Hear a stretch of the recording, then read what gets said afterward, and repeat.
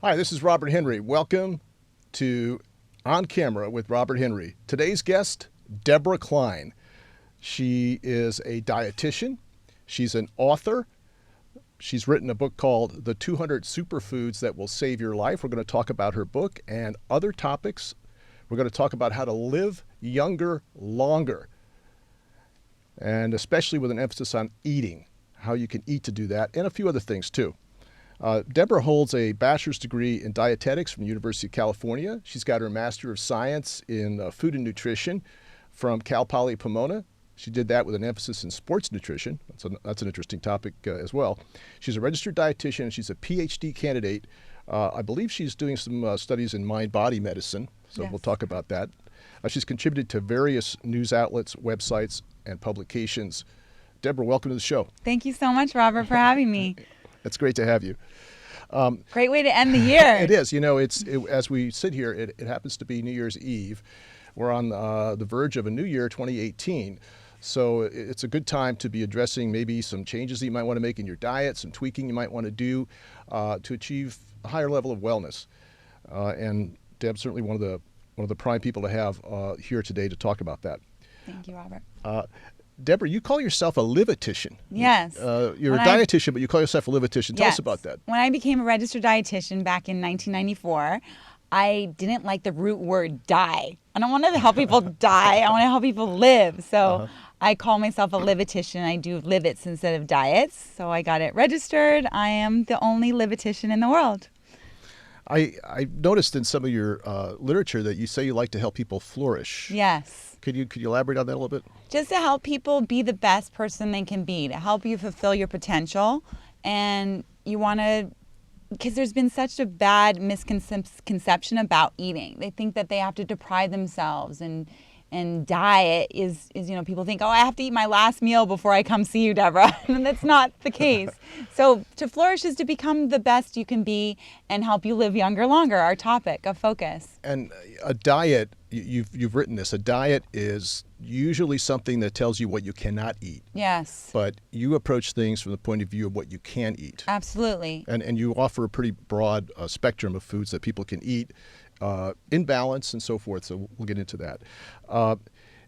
Inflammation is a big topic in medicine, in health and fitness.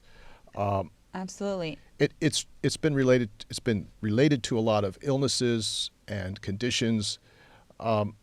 Diet, there's a link between diet and inflammation. Yes. Tell us about that link, and then we'll get into it. So inflammation is correlated with every single disease state out there. Alzheimer's, dementia, diabetes, heart disease, dementia, our brain and our heart and cancer, it's all related to inflammation. So how do we reduce our inflammation? It has to do with diet, because there's our actual foods and herbs that are anti-inflammatory. So it's very exciting. We can take charge of our health and prevent that inflammatory response that has been. Have you heard of C-reactive protein? Yes. CRP. That's a blood test component that you Exactly. That's the best way to get a measurement of if you're inflamed or not.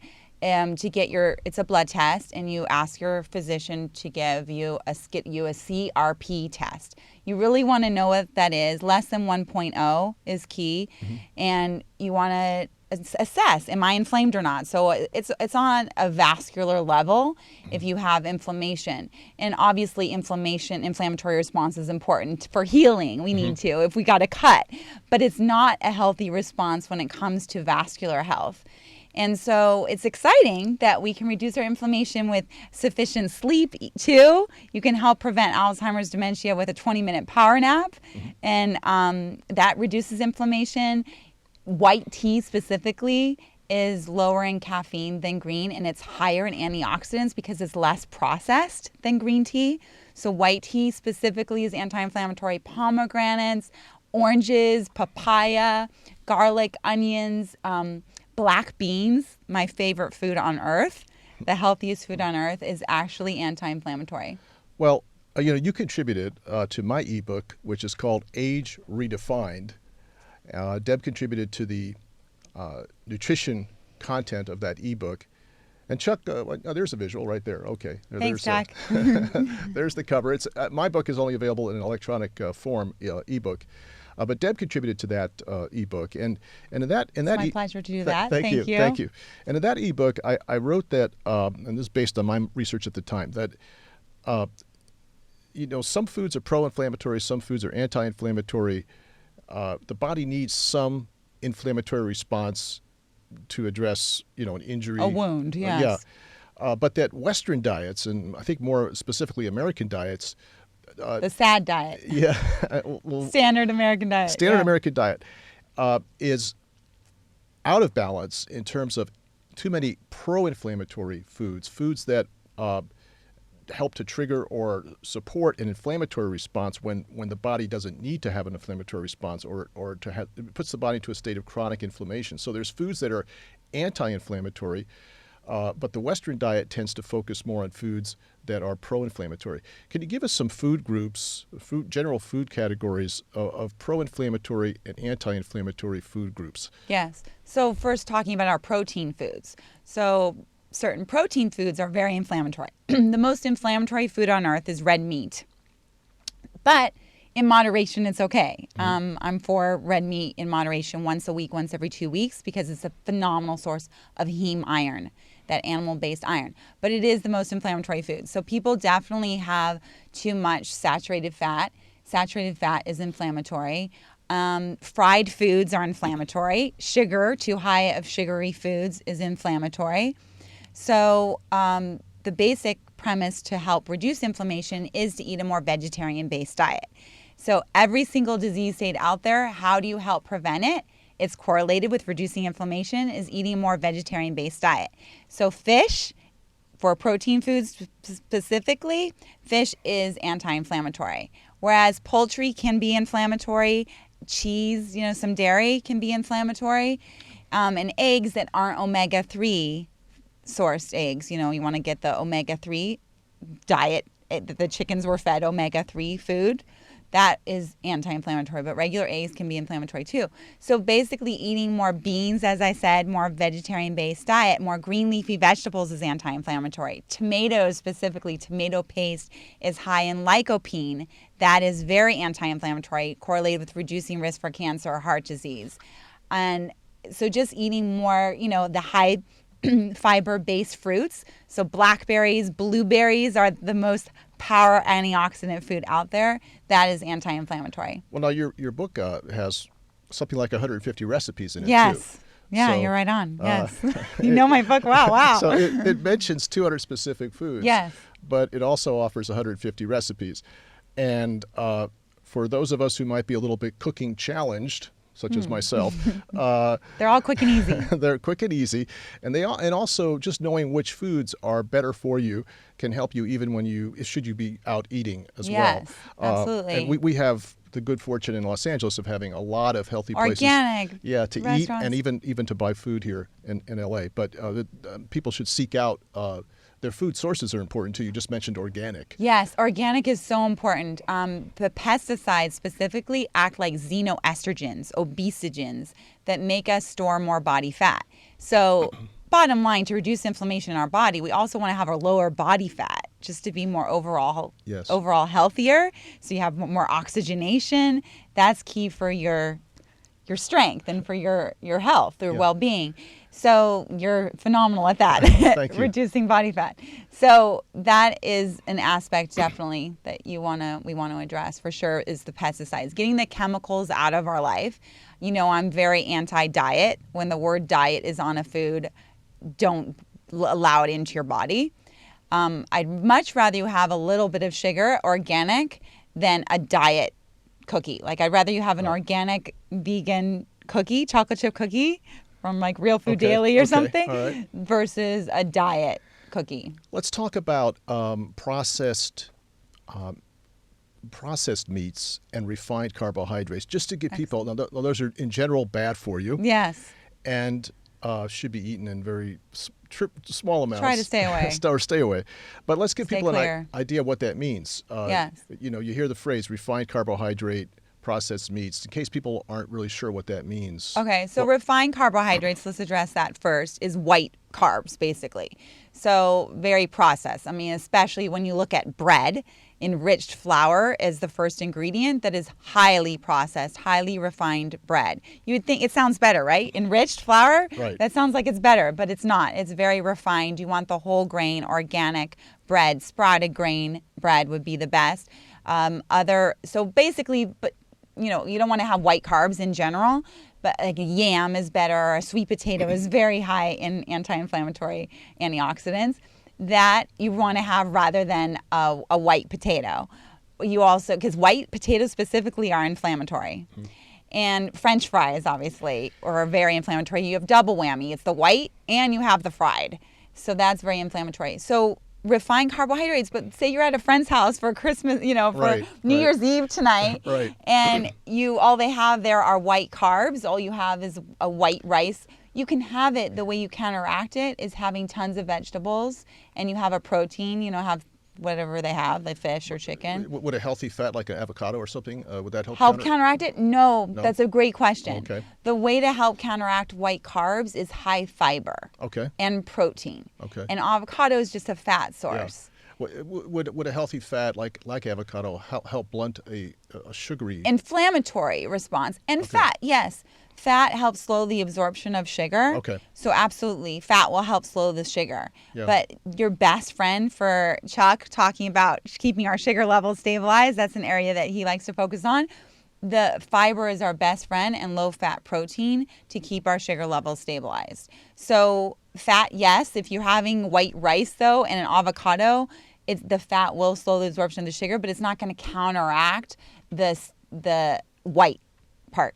The white part, we want high fiber. So lots of green leafy vegetables with a little avocado and some protein. So in general, and by the way, Chuck of Security Guy TV, Security Guy Radio is here in the studio with us. Yes. Hi, Chuck. Thanks for making it all happen. And we're very happy to be hosted by him here today. In general, a refined carbohydrate is something that is further quickly absorbed. Well, yes, but because it has low fiber, for example. Exactly. But the further removed you are from the natural state of the food, like yes. as it grows in the ground or whatever. Very well said. The further you're removed from that natural state of the food, the more refined it is. Absolutely. Like perfectly said. Okay. Yes. So that's kind of a guide for you. I mean, whole grain. You want the wheat germ still present. Yeah. That's going to be like how it is in the fields. That's going to be less refined. That's going to be more healthful for you and reducing your inflammation. And the other component you talked about was processed meats. Processed meats. So that would be like bacon, right? Smoked meats. That's really highly processed, which is very high in nitrites. Bacon or sausage that's high in nitrites or hot dogs. That's the most typical processed meat would be a hot dog. That is highly carcinogenic because of the nitrites that are present, but you can get no nitrite hot dogs, which are better, that are kosher, but a processed meat, that would be an example. So it's more processed it's going to be less nutritious for us. There's going to be more additives also, and higher in fat. Lunch meat. Yes. It's also a processed. Perfect example. Sometimes I'm offered lunch meat as an option, and in some other work I do where meals are provided to us, and I generally try to stay away from it. Good choice. Yeah. But you can get the nitrite-free turkey Okay. now. Okay. Oven roasted. Okay. Even organic. That would be okay. Okay. Well, that's good. That's good. But it's ideal to get, the fresh turkey breast. But again, remember, chicken is a little bit more inflammatory than our beans and fish. So you want to have it at one meal. So if you're eating, that's a good rule of thumb that I have in my book, is to have one meal meat. If you're going to do chicken at lunch or turkey at lunch, try to go vegetarian at dinner. That's a good overall guideline. Getting back to inflammation and some of the diseases that are caused by it, I wanted to also mention arthritis. Which is inflammation. There's a number of other ones. Stroke. I don't know if you mentioned that. Yes, but there's a list of many itises. Yeah, it's straight up inflammation. Right, it's inflammation. I mention this because someone I know has developed arthritis, and I even said to him, Has anybody said to you, he lives in the Midwest, and I said, has anybody suggested an anti-inflammatory diet to you? And so I sent him, some. Send him my handout that I gave you. I will, but I sent him some ideas on some links to some websites, and I'm sure I mentioned your book as well. But I don't know that he's taken any action on that. But part of this is you have to be proactive too. Yes, but you're right. That's one of what I had said: heart disease, cancer, Alzheimer's, dementia, arthritis, fibromyalgia, stroke. All those are correlated with inflammation. So how do you reduce inflammation? That's what we want to focus on. That will help that your friend with arthritis. Absolutely. So there's a dietary component to wellness and to fighting inflation, to inflammation, and hydration, to having a proper balance in your body, and that's what we've talked about so far. We've given some examples of foods and food groups to either avoid or to go ahead and eat more of. I thought I might comment that I think that there are 4 basic pillars of wellness. It could actually be talked about even more broadly than that. But I think that nutrition, exercise, adequate sleep, and your mental state, your state of mind, are 4 pillars. Absolutely, you're right on. And as we get into the new year, we should consider addressing each one of those. Great idea. Talk to me a little bit about, from a nutritionist point of view and dietitian's point of view. I can talk about exercise, but I'd like to hear from your point of view how exercise ties in to live younger, longer, and can go hand in hand with a good diet. Yes, thank you for bringing that up. Exercise is critical. We cannot achieve optimal health with nutrition alone. It's essential to address those other 3 pillars that you just mentioned, is to exercise. Exercise, I emphasize every single nutrition session that I have with the patient or with a resident at my long-term care facility. Exercise is critical because we want to have more muscle mass, because as we age, we lose a pound of muscle mass every year, as you know. And we can help prevent that from happening by doing the weightlifting. So basically how exercise benefits us is lowers our sugar level, which reduces inflammation. It lowers our body fat, which reduces inflammation. It oxygenates our body, which overall makes us a stronger being, which will help us, all our organs work more effectively, and our blood flow, which helps reduce inflammation. So it's absolutely correlated. So bottom line, to be healthy, to be leaner, so our living younger, longer focus is the core to live younger, longer is to be lean. Yes. And the way you achieve leanness is proper nutrition and exercise. So I really emphasize the cardiovascular 5 to 6 days a week, at least 30 minutes. And then the weightlifting is my best friend. If I have no time to do anything, I focus on the weightlifting. Well, it also helps resistance training or weightlifting. Also helps with bone density and bone health, among a whole bunch of other things. And makes our physical body more of a calorie burner. Yes. So we'll be leaner by achieving that. How about adequate sleep? I know that it helps with hormonal balance and other things. Could tell us what from your point of view about sleep. So having a minimum, what's recommended is 7 hours of sleep a night.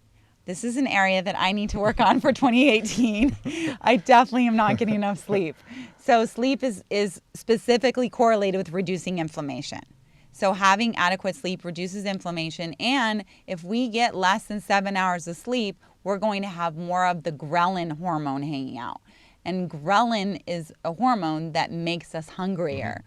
Doesn't it sound like an animal? Ghrelin. It sounds like a beast. It's the hormone that is secreted more when we get insufficient sleep. So sleep is critical for just to be more alert and have a more joyous life and to be more true to ourselves. We need adequate sleep to be safer and it was specifically reduces inflammation, and it will help you live younger, longer. I think I've also heard that hormone referred to as the appetite hormone. Is that? It's an appetite stimulant. Okay. Makes us hungrier. And now the state of mind, one aspect that I'll mention is self-talk. Yes. Your inner voice, your inner talking with yourself, so to speak. Telling yourself you're too old, which happens to be something I address in Age Redefined, but telling yourself you're too old, telling yourself it's too late to start, any kind of negative talking that you're talking yourself down is is not going to help you. Yes. So talk a little bit about, from your point of view as a dietitian who has a practice, you have patients, you have clients. Tell us about the mental part of it. It's so wonderful you're bringing this up. It is critical to address, and you're a phenomenal role model for this topic. Thank you, Deb. You're an inspiration. I mean, do you want to even say your age? You just look so young and amazing. Like, really, it's phenomenal. You definitely walk your talk. Thank you. I wrote Age Redefined when I was 56. I'm now 61. And look so youthful. Thank you. And I'm blessed, but I'm also proactive. And diet, as I mentioned, the 4 pillars. But thanks. Yes. Yeah, I'm 61, so it's not too late. Exactly. To start, And so self-talk, especially going into the new year for 2018, this has been my mantra, to have inspiration and positivity around you. So it's really important. It's part of, I talk about detoxification with diet and detoxification with exercise because it's cleansing us. We're perspiring, we're detoxifying. And getting rid of fried foods and getting rid of those white refined carbs that we were talking about, getting rid of artificial sweeteners, try to get rid of pesticides, red number 10 and yellow number 5, all those artificial colors. That's part of detoxifying. And you also addressing the mind is essential for detoxifying, for you to be a more optimal well-being in choosing your friends, detoxifying friends that are drainers. I call them drainers versus fountains in your life. That's part of your healing. It's part of having a healthy mindset and having a more productive life. Well, even cognitive function, just ordinary mental function of knowing where you are, knowing what's going on, and being able to read and comprehend and so forth, just a cognitive function can be affected by diet and exercise. And our thoughts. Yeah. And sleep. Yeah, right. There's many levels at which you can benefit from exercise and from good nutrition. Yes. Health, living longer, living a higher quality of life. Let's maybe give us just a handful of your superfoods? Favorite superfoods. Okay. Will do. So as you said, Robert, that I am the author of the 200 Superfoods That Will Save Your Life. It's published by McGraw-Hill. And there are it's pretty exciting that we can take charge of our health to eat certain foods that will make us live younger longer. Right there, that's really exciting that we have that ability to take charge and be proactive. That you can actually help regress tumors, they found, tumor regression. There's a wonderful book out by Dr. David Heber, What Color is Your Diet? It shows superfoods, as in my book, can help regress tumors even. Yes. I mean, it's phenomenal the impact we can make. So my top favorite superfoods is number 1 would be black beans, as I mentioned earlier. It's the healthiest food on earth. And these whole paleontologists and lithic diet are saying you can't eat beans. It's absolutely atrocious. As I said, I've been a dietitian since '94. The diet philosophy is more warped now than it ever has been. So beans are the healthiest food because they supply you with antioxidants to help prevent cell damage, key to living younger longer.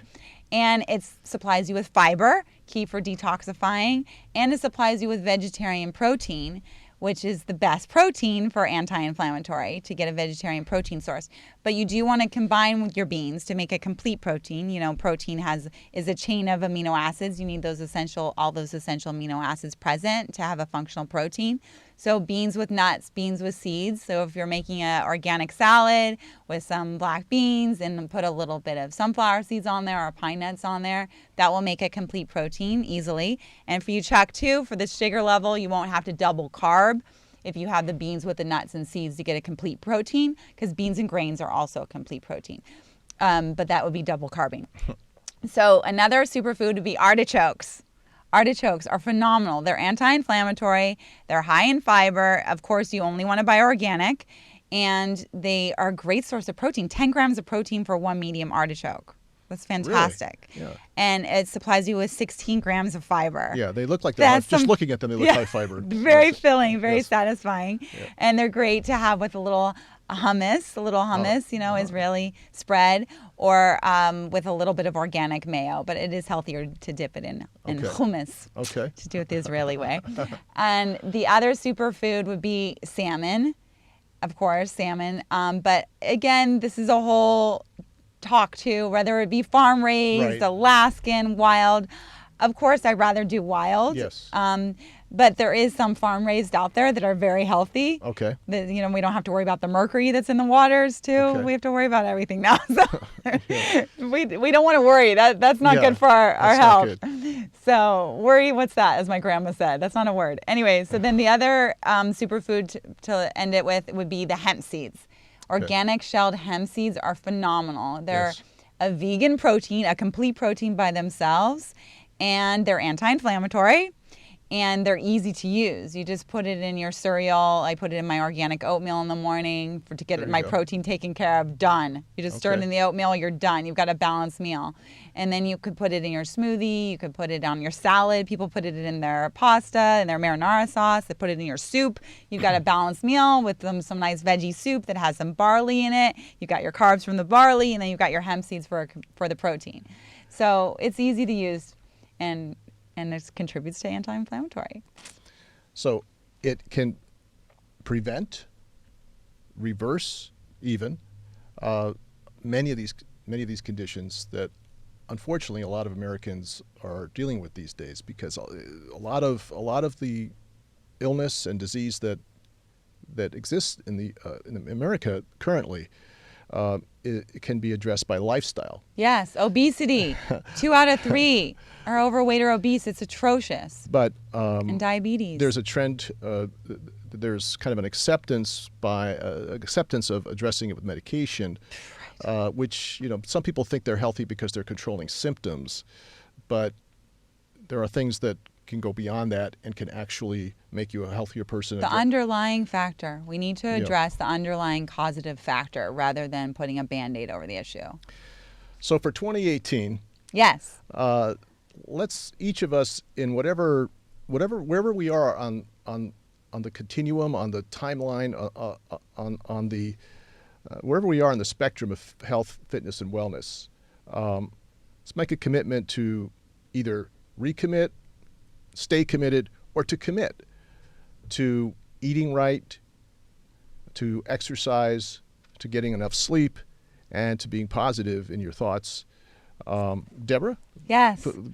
Give us some closing thoughts. You did a fantastic synopsis right there. I don't know what else to add. You basically addressed it all. But basically, definitely feel confident that you can take charge of your life. You can take charge of your health. And you don't have to feel like, I had my father, for example, he thought, because he was getting overweight, and he thought, I guess this is just the way that my body is.